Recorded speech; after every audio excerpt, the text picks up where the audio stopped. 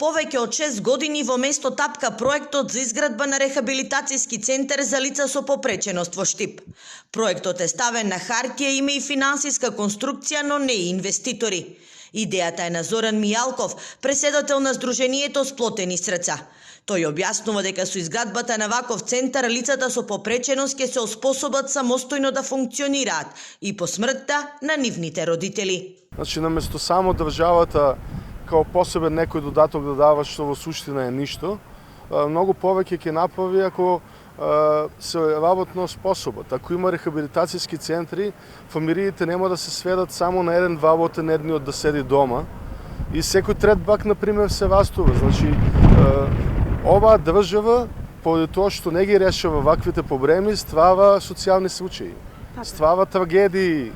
Во меѓувреме бројот на лица со попреченост расте. Сознанијата на Мијалков говорат дека за 2 години во Штип се регистрирани 50 на нови случаеви. Инклузијата е само на хартија, а до личен асистент ретко кој доаѓа. Ја повика министерката лично да дојде за да се увери во тоа што го зборува. И во суштина се сведува инклузијата кај овие пониско функционални и средно функционални, као присутни сте во училиштето, ама во суштина ништо.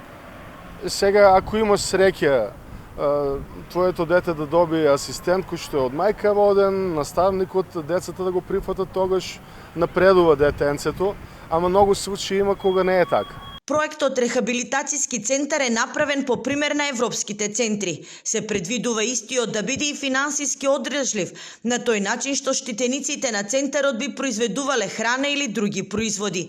И од општината се запознати со идејата.